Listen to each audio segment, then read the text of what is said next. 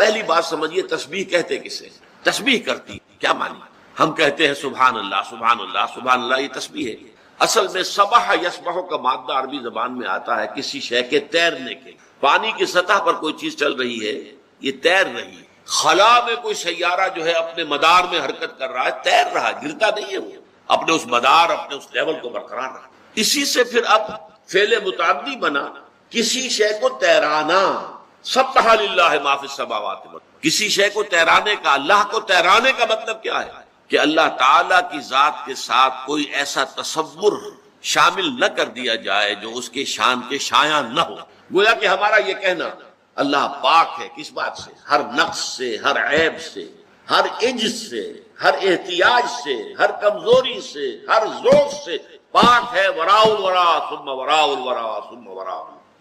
یہ ہے تسبیح کہ ذات باری تعالیٰ کے ساتھ کوئی ایسا تصور لاحق نہ ہو جائے جو اس کی شایان شان نہ ہو۔ سبح للہ ما فی السماوات والارض، کائنات کی ہر چیز تسبیح کرتی ہے اللہ کی، ہر چیز اللہ تعالیٰ کو اس کے مقام رفیع کے اوپر بیان کر رہی ہے۔ اور اس میں اتنا زور ہے، سورہ بنی اسرائیل میں فرمایا تسبح لہ السماوات السبع والارض ومن فیہن وَإِن مِّن شَيْءٍ لَّا يُسَبِّحُ بِحَمْدِهِ وَلَٰكِن لَّا تَفْقَهُونَ تَسْبِيحَهُمْ إِنَّهُ كَانَ حَلِيمًا غَفُورًا۔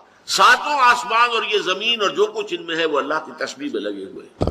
کوئی شے نہیں ہے جو اللہ کی تسبیح اور حمد میں نہ لگی ہوئی۔ وَإِن مِّن شَيْءٍ لَّا يُسَبِّحُ بِحَمْدِهِ وَلَٰكِن لَّا تَفْقَهُونَ تَسْبِيحَهُمْ، لیکن تم ان کی تسبیح کو سمجھ نہیں سکتے، جان نہیں سکتے۔ قرآن حکیم نے بھی سورہ آل عمران کے آخری رکوع میں ذکر کو سب سے پہلے اور سب سے اہم عامل کی حیثیت سے شمار کیا ہے۔ چنانچہ اس کی پہلی آیت جو ہے سورہ آل عمران کے آخری رکوع کی، اس میں تو وہی مضمون جو میں بیان کر چکا وہ آیا ہے، ان فی خلق السماوات والارض واختلاف اللیل والنہار لآیات لأولی الالباب، یقیناً آسمان اور زمین کی تخلیق میں اور دن اور رات کے الٹ پھیر میں نشانیاں ہیں ہوش مندوں کے لیے۔ ان کے ذریعے سے انسانی شعور کے اندر وہ معرفت رب اجاگر ہوگی۔ وہ پہلا مرحلہ اب اس نے طے کر لیا، وہ ڈورمنٹ معرفت اب ایکٹیویٹ ہو گئی۔ اب مزید فکر کا مرحلہ ہے جو اگلی آیت میں آیا ہے، الذین یذکرون اللہ قیاما وقعودا وعلی جنوبہم ویتفکرون فی خلق السماوات والارض ربنا ما خلقت ھذا باطلا سبحانک فقنا عذاب النار۔ یعنی تفکر جو ہے وَيَتَفَكَّرُونَ فِي خَلْقِ السَّمَاوَاتِ وَالْأَرْضِ، وہ تفکر کرتے ہیں، غور و فکر کرتے ہیں آسمان اور زمین کی تخلیق میں، لیکن اس تفکر کے ساتھ لازماً ذکر اور ذکر مدام، ذکر بھی وہ کہ جو مستقل ہو، ہر حالت میں ہو۔ الذین یذکرون اللہ قیاما وقعودا وعلی جنوبہم، وہ لوگ کہ جو اللہ کو یاد رکھتے ہیں، اللہ کا ذکر کرتے ہیں، کھڑے ہوئے بھی، بیٹھے ہوئے بھی، اور اپنے پہلوؤں کے بل یعنی لیٹے ہوئے بھی۔ اب ان تین کے سوا تو کوئی پوزیشن انسان کی نہیں ہے، اسی کا نام ہے دوام ذکر۔ اور اس کے ساتھ اگر وہ تفکر کرتے ہیں تو ان کا فکر اگلی منزل تک پہنچتا ہے۔ تو پہلی شے تھی فکر انسانی کی صحیح رخ پر مزید پیش قدمی اور پیش رفت، اور اس کے لیے لازم ہے ذکر و فکر کا امتزاج۔ دوسری چیز کو لیجئے عمل کی درستی۔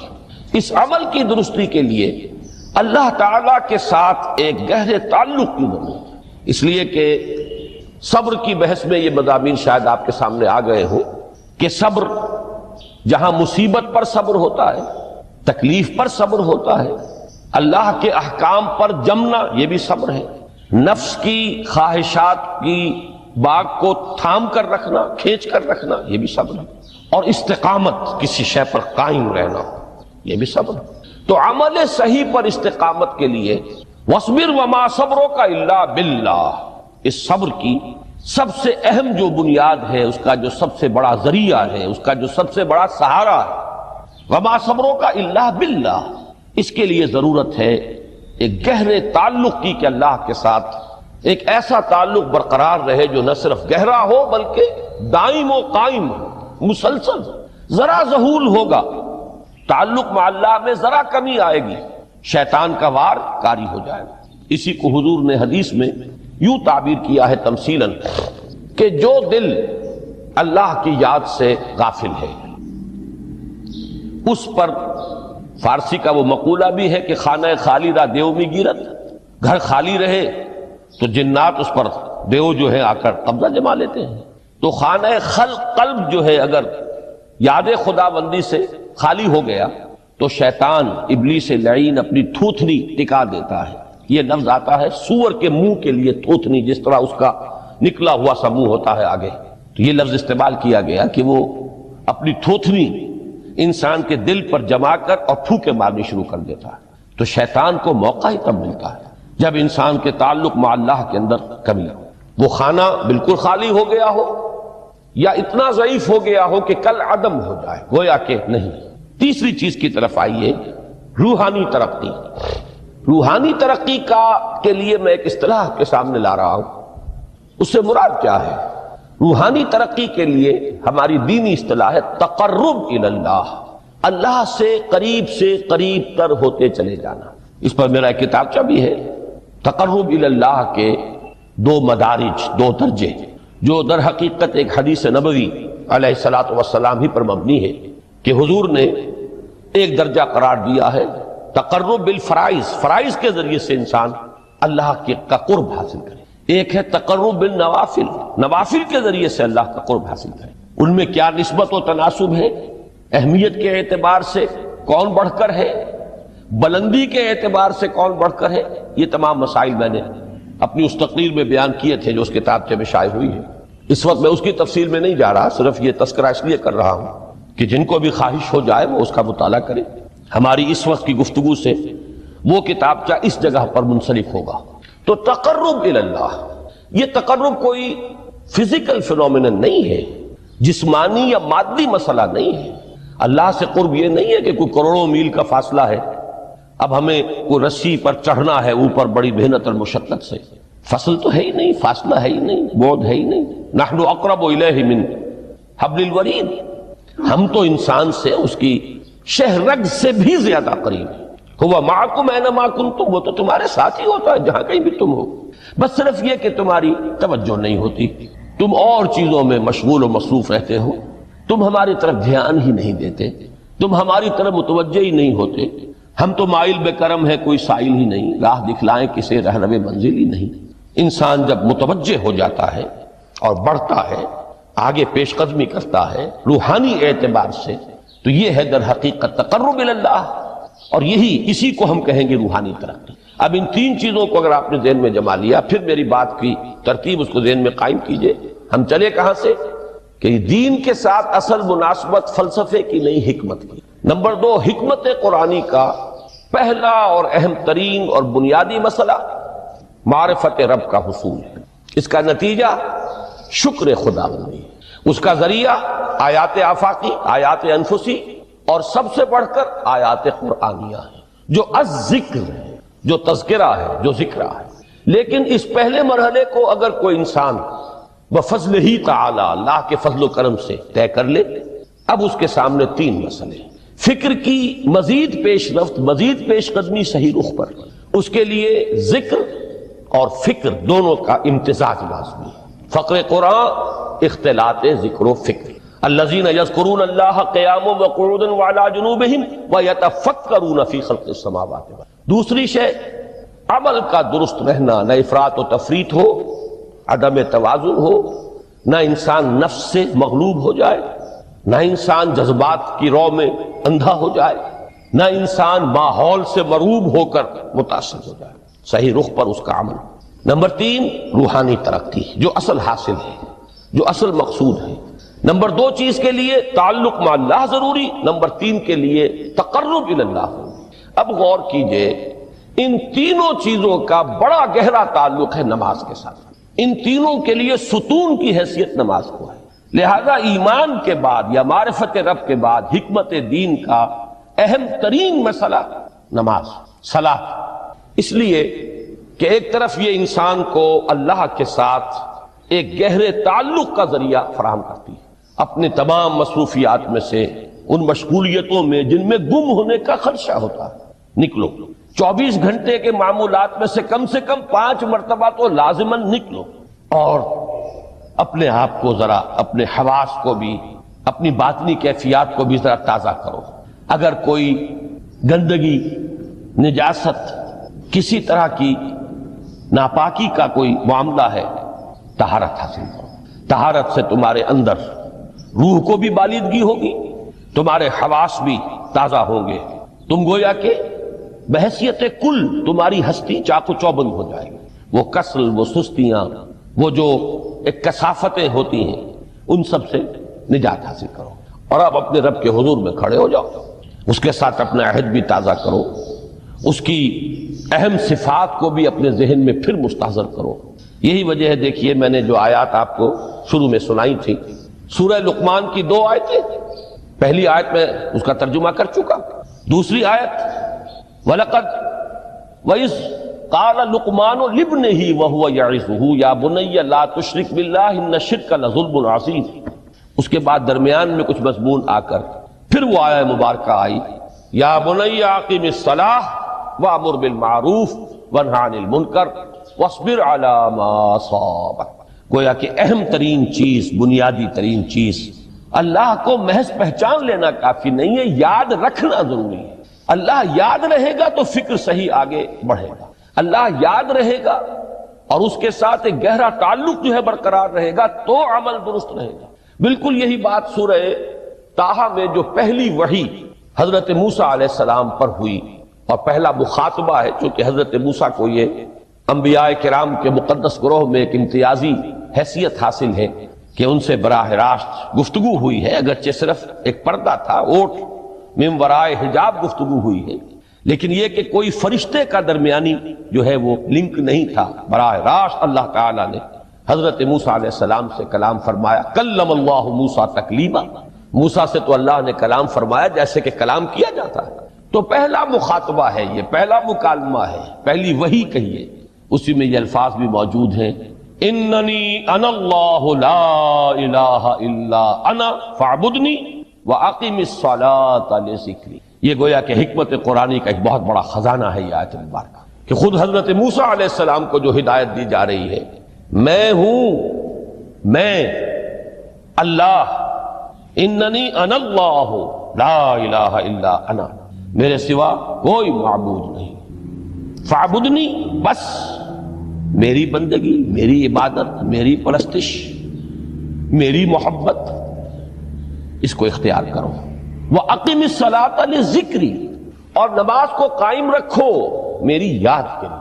بلکہ اسی سلسلہ کلام میں آگے چل کر سورہ طٰہٰ میں آتا ہے، کافی گفت و شنید کے بعد جب حضرت موسیٰ نے کچھ معذرت بھی کی، کچھ دعائیں بھی کی، اللہ نے ایک دعا قبول بھی کی کہ ان کے بھائی کو بھی شریک کر دیا، حضرت ہارون کو بھی۔ اس کے بعد پھر جب فرمایا کہ اب جاؤ فرعون کی طرف، تو اس میں فرمایا وَلَا تَنِيَا فِي ذِكْرِي، اور دیکھنا یہ جو عظیم مشن تمہارے کندھے پر آ گیا ہے، بڑا بھاری اور کٹھن ایک فرض ہے جو تم پر عائد ہو گیا ہے، اس کے لیے سب سے بڑی تمہارے پاس جو قوت کا ذریعہ ہے وہ نماز ہے۔ اقیم فَلَا تَنِيَا عَن ذِكْرِي، میری یاد میں کبھی غفلت نہ کرنا، اس میں کبھی کوئی کمی نہ آنے دینا۔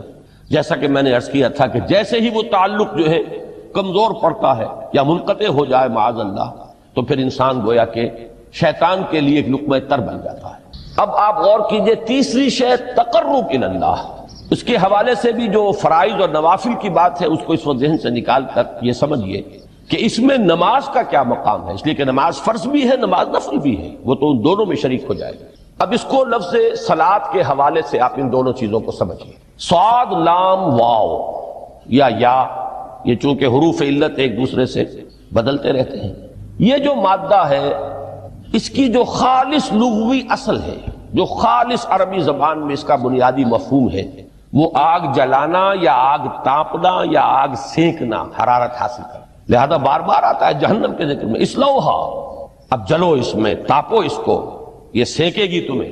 بلکہ تفتلون کا لفظ آیا ہے حضرت موسیٰ کے کلام میں، جب وہ گئے تھے کوہ طور پر، جب پہنچ گئے تو تھے آگ کی تلاش میں، لعلکم تفتلون، تو اپنے اہل خانہ سے یہی کہا تھا کہ مجھے کہیں وہ روشنی نظر آ رہی ہے، غالباً کوئی وہاں سے آگ مل سکے گی، ورنہ یہ کہ کوئی رہنمائی کو رستہ مجھے مل سکے گا، میں وہ آگ لے آؤں گا، کوئی چنگاری وہاں سے لے آؤں، لعلکم تفتلون، تاکہ تم اب یہ اصطلاح در حقیقت باب افتعال ہے، اور یہ تے یہاں پر طوع کی شکل اختیار کر گئی، تا نے طوبل کی صورت اختیار کی صاد کی وجہ سے۔ سردی کے ساتھ گرمی بھی ہے، نرمی کے ساتھ سختی بھی ہے۔ ان مع العسر یسرا، ان بعد العسر یسرا، یسر کے ساتھ عسر ہے، عسر کے ساتھ یسر ہے۔ لیکن انسان نفسیاتی طور پر متاثر جو ہوتا ہے زیادہ، وہ تکلیف سے، دکھ سے۔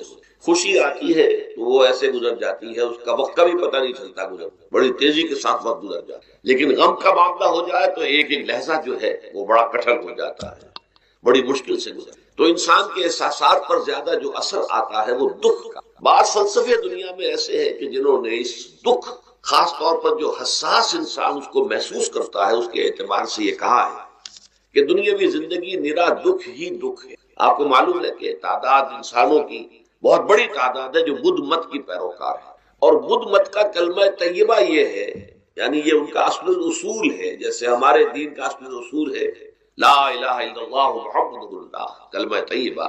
ان کا جو کلمہ طیبہ وہ یہ سروم دکھم، سب دکھ ہی دکھ ہے، سب مصیبت ہی مصیبت ہے۔ انسانی زندگی جو ہے وہ تو صرف دکھوں سے اور تکلیفوں سے عبارت ہے۔ اسی کو غالب نے بھی کہا ہے، آپ نے یہ شعر غالب کا میں نے بہت سے دروس میں سنا ہوگا کہ قید حیات و بند غم اصل میں دونوں ایک ہے۔ یہ قید حیات ہے، ابھی آپ حدیث سن رہے تھے، دنیا سجن المومن، مومن کے لیے یہ دنیا کی زندگی جو ہے جیل خانہ ہے، یہ قید ہے، قید حیات۔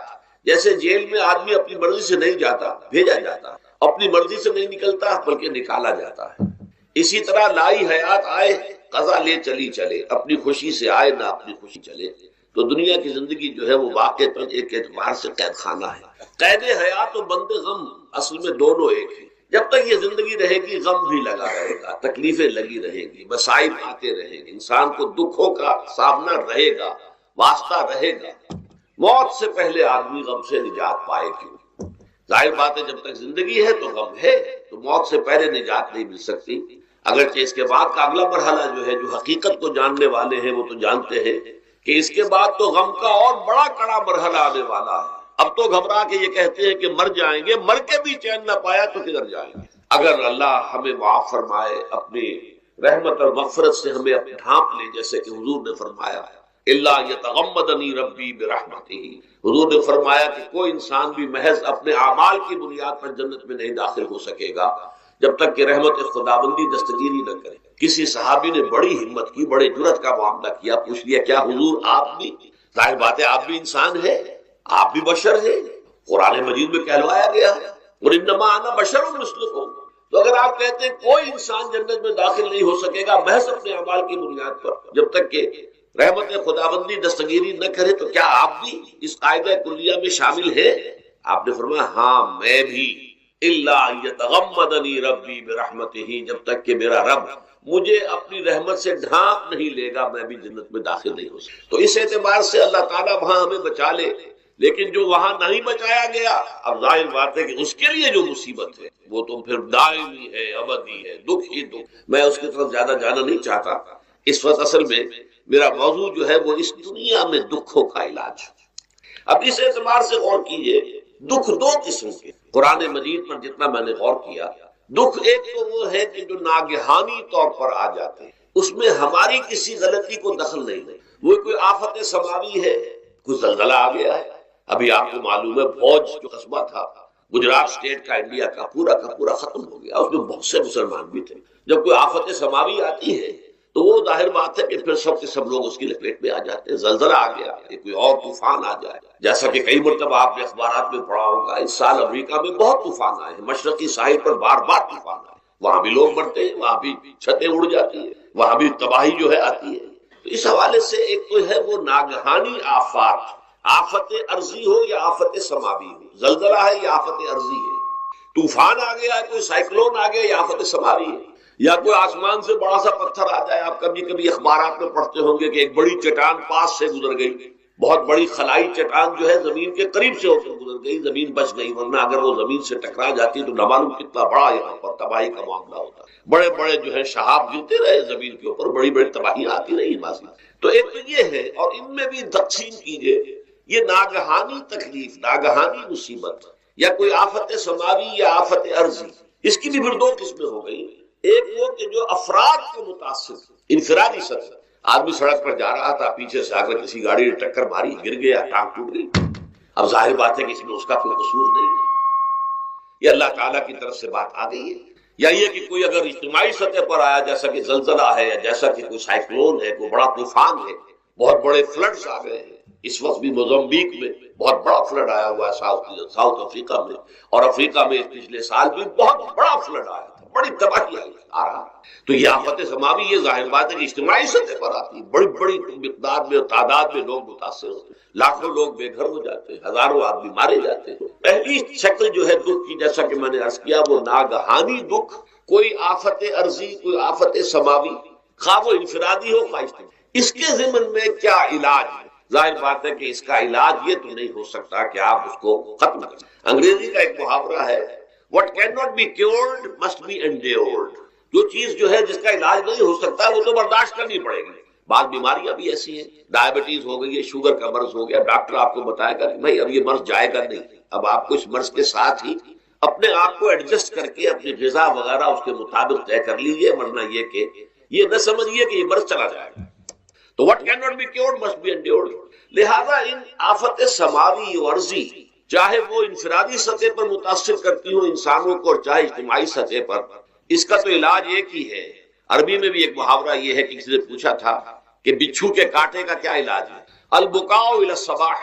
رات کو اگر کاٹا ہے کسی بچھو نے تو روتے رہو صبح تک، یہ علاج ہے، اس کا اور کوئی علاج ہے ہی نہیں. تو جو چیز لا علاج ہے اسے برداشت کر. گویا کہ یہاں جو اصل شے ہوگی کہ دنیاوی آفات، عرضی و سماوی آفات، ناگہانی آفات، ناگہانی مصیبتیں، ان کے ضمن میں ہمیں ایسی شے کی ضرورت ہے جو ہمارے اندر برداشت، اس کو جھیلنا آسان بنا دے. ہم اس کی وجہ سے بجھ کر نہ رہ جائیں، ہماری ہمتیں جواب نہ دے جائیں، ہمارا ارادہ ختم نہ ہو جائے، ہمارا حوصلہ پست نہ ہو جائے، بلکہ برداشت، جھیلنا ہو، تحمل.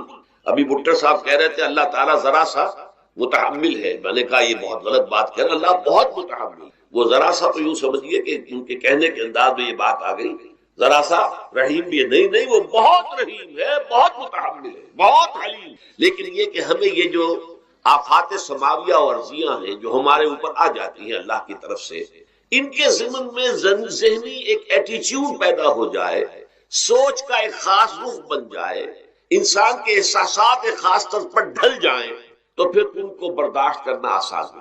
اور وہ کیا ہے؟ وہ ہمارے ایمان کا لازمی. ایمان ہمیں یہ بتاتا ہے کہ کوئی مصیبت اس زمین میں آتی ہے نہ تمہاری جانوں پر آتی ہے بغیر اذن رب. جو کچھ آ رہا ہے اللہ تعالیٰ کے فیصلے سے آیا ہے. یہ کوئی اندھا بہرا مادہ نہیں ہے، یہ کوئی اندھا بھینسا نہیں ہے کہ اس نے آ کے آپ کو ٹکر مار دی ہے. نہیں، یہ تو سمیع و بصیر، علیم و خبیر اللہ اور حکیم اور قدیر اللہ کا فیصلہ ہے. لہذا یہ من جانب اللہ ہے، اس کو تم سمجھو یہ اللہ تعالیٰ کی طرف سے ہے. اور جب اللہ کی طرف سے ہے تو سورہ آل عمران میں فرمایا بیدہ الخیر، اس کے ہاتھ میں تو خیر ہی خیر ہے. یعنی بظاہر تمہیں محسوس ہوتا بھی ہو کہ یہ میرے لیے تکلیف دہ بات آ گئی ہے، تو اس کو یوں سمجھو کہ اس کا نتیجہ جو میرے حق میں نکلے گا وہ خیر ہوگا. فوری طور پر تو تکلیف ہے، مجھے اچھی نہیں لگ رہی، ناگوار ہے، لیکن نتیجہ اس کا خیر نکلے گا. جیسے بچہ بیمار ہے، ماں اسے دوا پینے پر مجبور کر رہی، کڑوی دوا ہے، وہ تو سمجھتا ہے مجھ پر بڑا ظلم ہو رہا ہے. یا آپ لے گئے اسے ڈاکٹر کے ہاں ٹیکا لگوایا ہے، وہ تو چیخ رہا ہے، رو رہا ہے، لیکن آپ کو معلوم ہے، کاش اسے بھی معلوم ہو جائے کہ یہ میرے خیر کے لیے، میرے بھلے کے لیے. اگر اسے یہ معلوم اور محسوس ہو جائے تو اس کی تکلیف اس کے اندر بہت کمی آ جائے گی، وہ سہار لے گا اس کو، وہ برداشت کرے گا. اس حوالے سے اس کا جو ہمارے دین میں اس کا نام ہے، اس ذہنی کیفیت کا، ان احساسات کا، اسے اب کہتے ہیں تسلیم و رضا. جو کچھ آ رہا ہے اللہ کی طرف سے آ رہا ہے، لہذا سر تسلیم خم ہے. اے اللہ ہم قبول کر، رضا، ہر حال میں تیری رضا پر راضی، جو تیرا فیصلہ ہے ہمیں بصر و چشم تسلیم و رضا. ہم بھی تسلیم کی خو ڈالیں گے، بے نیازی تیری عادت ہی صحیح. اللہ تو بے نیاز ہے، لیکن اے اللہ تو ہمارے لیے جو بھی تکلیف کا تو نے فیصلہ کیا، ہم تسلیم کی خو ڈالیں گے، عادت پیدا کر لیں گے اپنے اندر کہ ہر ساقی ماریخ عین الطافس، کہ میرا ساقی میرے پیالے میں جو کچھ ڈال دے اس کا لطف و کرم ہے. یہ مقام رضا ہے، یہ ایمان کا ایک ایسا تقاضا ہے کہ جس کو ہم کہیں گے ایمان کی حلاوت، ایمان کی مٹھاس. اگر آپ کا منہ کڑوا ہو جائے تو آپ چینی کھاتے ہیں تاکہ منہ کا ذائقہ ٹھیک ہو جائے. اگر تکالیف کی وجہ سے، دکھ کی وجہ سے آپ کے احساسات کے اندر کوئی خرابی پیدا ہو رہی ہے، یہ جو مقام رضا ہے یہ اس کے لیے قند ہے، یہ اس کے لیے چینی ہے، یہ اس کے لیے شہد ہے، یہ اس کی تلخی کو ضائع کر دینے والی چیز کہ اللہ تیری رضا پر راضی، راضی برضائے رب۔ اب اس کے ضمن میں سمجھئے، یہ تو اصولی بات میں نے آپ کو بتا دی، اس کی 3 کیفیات ہو سکتی ہے کیوں اللہ کی طرف سے یہ چیزیں آتی ہیں۔ سب سے پہلی شے ہے، اب وہ جو آیات میں نے سنائی تھی وہ سن لیجیے پہلے ترجمہ۔ سورہ تغابن میں فرمایا ما صاب من مصیبت الا باذن اللہ، دیکھو کوئی مصیبت تم پر نہیں آ سکتی، نہیں آتی مگر اللہ کے اذن۔ ومن یؤمن باللہ، اور جو شخص اللہ پر ایمان رکھتا ہو یہد قلبہ، اللہ اس کے دل کو ہدایت دے دے۔